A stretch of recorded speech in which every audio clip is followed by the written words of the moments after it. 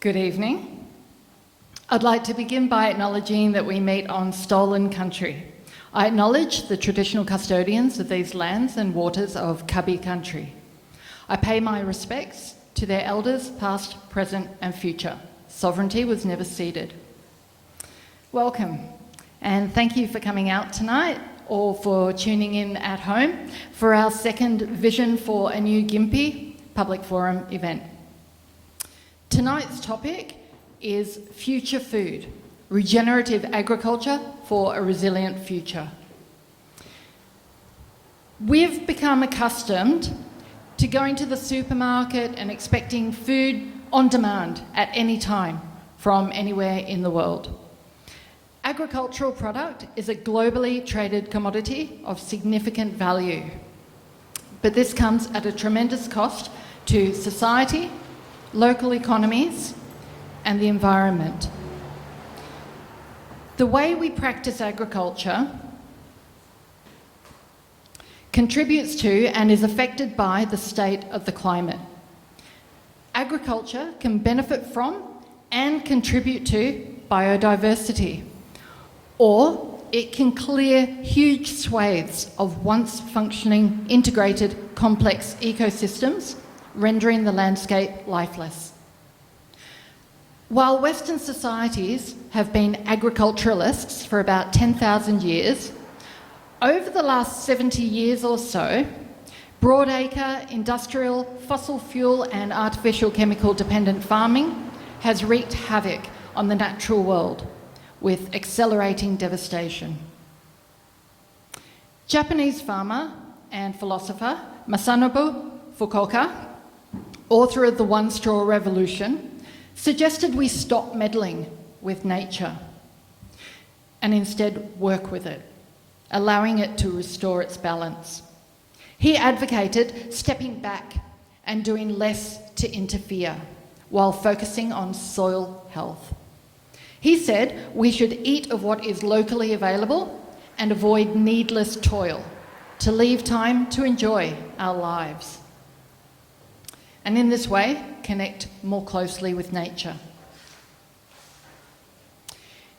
In an article titled Rewilding Food, Rewilding Farming, Indian scientist, environmental activist and food sovereignty advocate Vandana Shiva says, "Eating is an ecological act. The web of life is a food web. We cannot separate food from life. Likewise, we cannot separate ourselves from the earth." She lays the blame squarely at the feet of industrial agriculture, arguing that it has caused 75% of the destruction of soils, 75% of the destruction of water resources and the pollution of our lakes, rivers and oceans. 93% of crop diversity has been pushed to extinction through industrial agriculture, and 75% of the chronic diseases that are killing us had their roots in industrial food. Research conducted by the Stockholm Resilience Centre warns of the rapid and potentially negative impacts of shifting demands and global food prices on our productive land and biodiversity, and argues for multifunctional agricultural landscapes to help maintain or increase species richness and landscape diversity to protect important food provisioning sources. Co-creator of permaculture, Australian David Holmgren, has recently shifted his attention to retrofitting our suburbs for self and collective provisioning and reliance. The current global pandemic, with its social and economic upheaval, reinforces the imperative for this. How we bring these understandings together and work towards a more resilient approach to food production brings me to our amazing panel of experts tonight and our first speaker of the evening. Stuart Andrews is a farmer who has dedicated over 30 years to understanding, practicing and teaching land rehabilitation techniques. He was raised at the 1,500-acre Tarwyn Park in Bylong, the celebrated home of natural sequence farming, pioneered by Stuart's father, Peter Andrews. Natural sequence farming, or NSF, is now internationally recognised as a significant innovation in sustainable agriculture and land care. Stuart has staged numerous successful field days at Tarwyn Park and guested at several field days in Victoria arranged by Healthy Ag. In 2012, Stuart Andrews co-founded Tarwyn Park Training, the principal education wing for NSF, and has conducted multiple workshops with landowners in Queensland with a focus on saving the Great Barrier Reef, New South Wales, Victoria and the ACT, including with the Mulloon Institute. Stuart's Kaibong property, Riverside, marries NSF methods with other models of regenerative agriculture to upgrade rather than degrade land, creating the conditions for thriving and biodiverse pasture that can support stock and make the land less susceptible to erosion or compaction by building soil nutrition and resilience and reducing sediment entering the Mary River. This trial is intended to establish a scalable and profitable model of land rehabilitation for small blocks through to large acreages. It presents a terrific opportunity to train less experienced farmers in economically viable land rehabilitation and is a model that can be conducted cooperatively between the owners of several neighbouring properties. Please join me in welcoming our first speaker, Stuart Andrews. Thank you very much. So, as I said, my name is Stuart Andrews from Tarwyn Park Training, also Forage Farms, and I'm just going to give a brief presentation about what we do on our farm and in our training programs to help farmers all around the country understand how our natural landscape works. Unfortunately, agriculture imposes what people want to do onto the land rather than ask the land what it's capable of being able to give. So what we do is we look at the land, how it built itself prior to human interference. So here we go. So at our training course, we talk about slow the flow, let all plants grow, which is always a challenging one for a lot of people. Be careful where the animals go, and filter the flow is a must know. They're simple little things that anybody that runs any part of the landscape can utilise so long as they think about those things first. It was the originator was Peter Andrews, who I refer to as PA. He spent 40 years at Tarwyn Park understanding how the landscape worked and trialling it to see how we could conduct farming in a natural system. And so that's what NSF is. It's about understanding a natural system and then being able to operate a farming, not agriculture, I call it farming, operation in there that works hand in hand with nature. What is it about NSF that's different? When the first Europeans came here, they came from a country that had a freeze and a thaw, which meant that it had a large amount of nutrient-rich material deposited onto the earth, then covered by snow or ice, which gave it time to break down, and as the snow and ice defrosted, it's released that nutrient slowly across the landscape. In Australia, we haven't had that for 600 million years, since the continent left Antarctica. So it was able to do that in a series using perch wetlands and feedback loops. This is just a bit of an idea about what the early guys saw here when they came here. And the most interesting part is they found deep, soft soil. They could easily push a stick 2 foot in the ground. I'll guarantee you most land today, you could only push a stick in 1/2 inch if you were lucky. So that's the damage that we have done in just the short time that we've been here. 94% of our wetland systems have been drained. 95% of our original forestry cover has been removed. 99.75% of our rainforest. 50,000 kilometres of streams eroded, and so it goes on. The system is broken. How do we build our farming system? We need to prevent the loss of water, the loss of energy, and the losses of matter, all due to gravity. The simple formula for building living soils, in short, is we need lots of plants and water to grow them, to store carbon and build our landscapes. Energy from the sun drives all life on Earth. Water is the basis for all life on Earth, and carbon is the building block for all living things on Earth. We use in our training program this Aboriginal map, which is a map of the Murray-Darling system. This shows that the early peoples of Australia had a far better understanding of how this landscape functioned, far better than any white fellow that came here. If only we had have been able to communicate with those guys to find out what they knew. These same patterns that the Aboriginal people could see and that they put in their paintings are the same patterns that we see, as in us, the guys at Tarwyn Park Training. This is what we teach farmers, these same patterns that the Aboriginal people could see. Because once you can see those patterns, you understand how a landscape functions. This is just showing a few shots of the sort of degradation that we see, that I see when I travel around the country, where we are losing copious amounts of soil, anywhere up to 2 to 3 metres or more of soil that we have lost in the last 200 years, which is pretty disgraceful. These little things here are called, well, we call them chain mailing, but they're contours that nature builds out of organic matter. They are the basis for how this landscape built and maintained and stopped the losses. And so this is what we replicate, this is what we teach farmers, how they can utilise this same system to run their farming practices. This one here is a very powerful little photo of the same image but close up, and it shows the water, how the water was perched above the water below. That's how our wetland systems work. When the early settlers came here, they paid no homage to the fact that these wetlands were extremely important, overgrazed, drained. That was the start of the degradation of this landscape. These same sort of things we see in high country, these same formations that water builds to slow down the losses.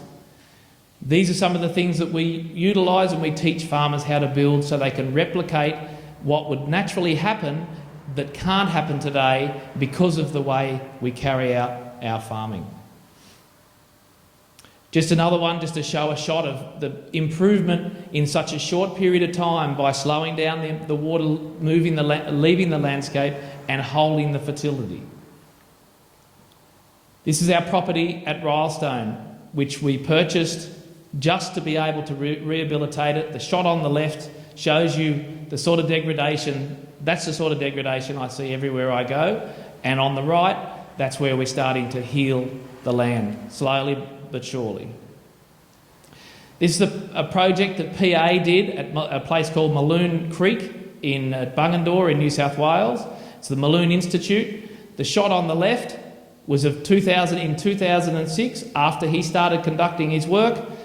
That's what it looks like on the right-hand side today. Same shots, and what I would like to point out here are all the species of plants that are in that system. There's quite a few plants in there that are nominated as being weeds, potentially weeds of national significance, yet they are highly important in the improvement and the building of our landscape back to how it was.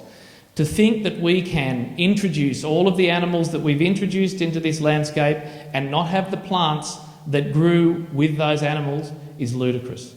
We can't possibly hope to rebuild this landscape with the plants that were here prior to the introduction of those animals. It's always a constant battle that we have with people who don't want these weeds in their system. But we favour them because we know that they're part of the repair process and they need to be there. So you can see these stark shots of how much different this landscape is. And this all happened within 1 to 2 years. Once the rain started, the water started flowing. The changes are immense.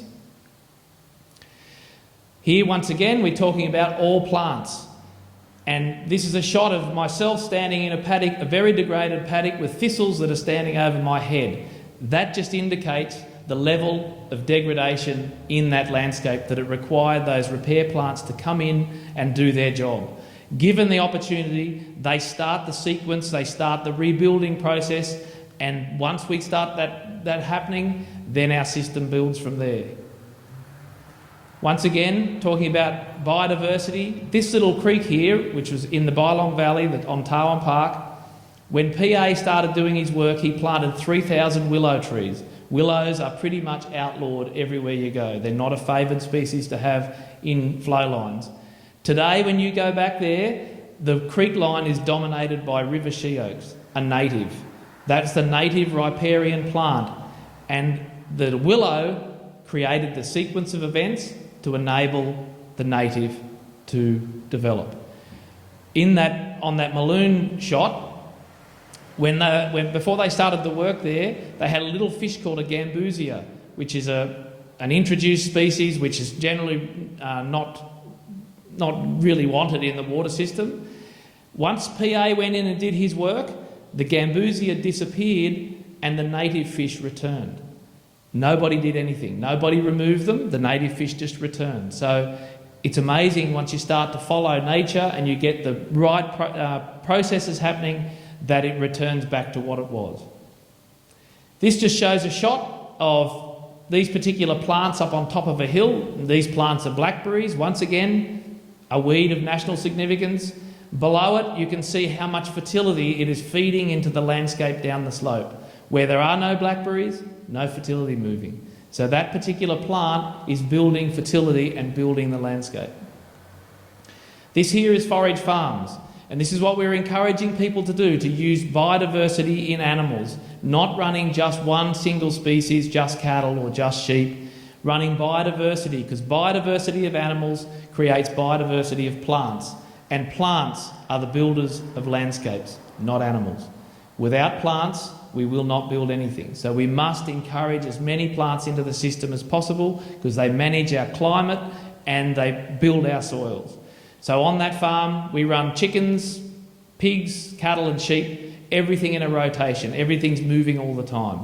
It's an idea of a model of productive landscapes so people can go on to degraded land and start to agrade them and return an income at the same time.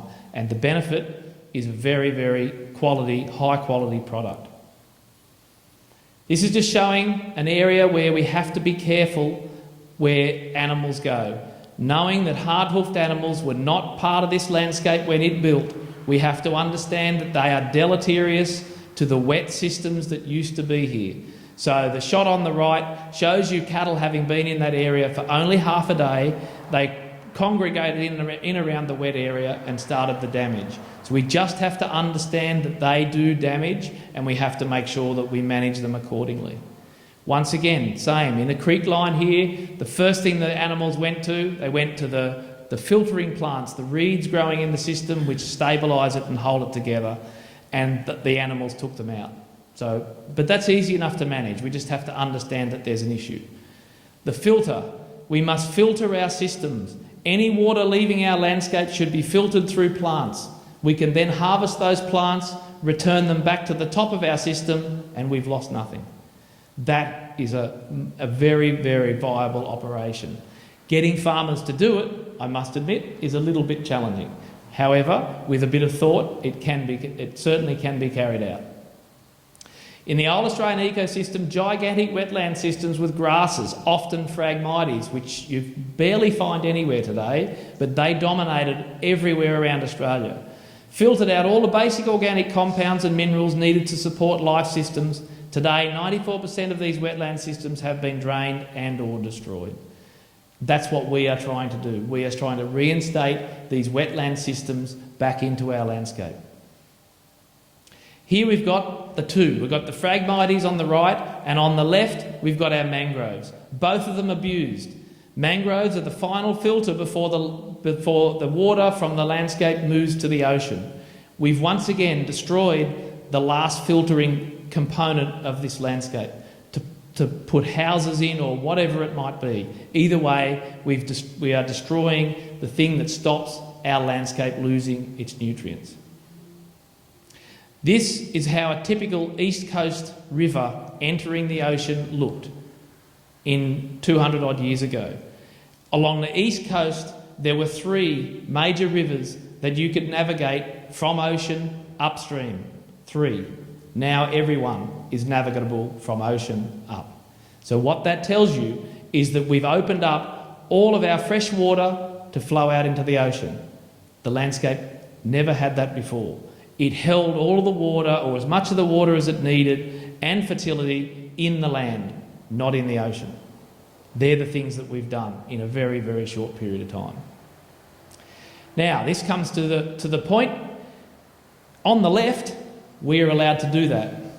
On the right, legally, we can't do that. How ludicrous is that? So our bureaucrats and our government will not allow us to work in flow lines to create what is on the right. But as farmers, we can do that on the left every day. That is just crazy. So you guys are the ones that need to change that. There are not enough farmers out there to be able to create that change. We go out, we work with farmers to help them fix their landscape so they become profitable and so that they're building their landscape at the same time. But there are times where they need financial assistance to do that, and they need encouragement to do that. We're not getting it from government. The biggest part of the population are the people that live along the coastlines. They're the guys that drive this change, not politicians, not bureaucrats. So you guys are the ones that drive this to be able to be done on the right. So this is a bit of advice about food. This is some of the things that we talk about at Forage Farms. You should buy local. You should buy from a farmer you know and trust. And that's not hard. You can Google any of the farmers that you buy your produce from and find out whether they're real or fake. That's the first thing you should do. Visit the farm and see for yourself. If you're not allowed to go to that farm, then you've got the right to question how whatever is being produced, because that means they're not open. We will allow anyone to come to our farm so long as they ring us first, make a booking, and they can come in, and we run tours, because it's all about getting everybody engaged with food. Look for farmers who use regenerative farming practices. Be prepared to pay a little more to allow farmers to produce a top quality product, good for you and the land. Just remember that you guys that buy food, when you want it cheaper and cheaper, you drive farmers to produce it cheaper and cheaper. So that becomes at the expense of the landscape. If you want to change it, then be prepared to pay a little bit more, and that will create the change for farmers. When you buy quality food, you encourage more farmers to grow quality food. Until you've stepped into a farmer's shoes, you really don't know what it is like to be there. And it's very difficult. To be interested in food and not in food production is clearly absurd. That's it. I'm done. Hopefully in under my time frame. Well done. There we go. Thank you, Stuart.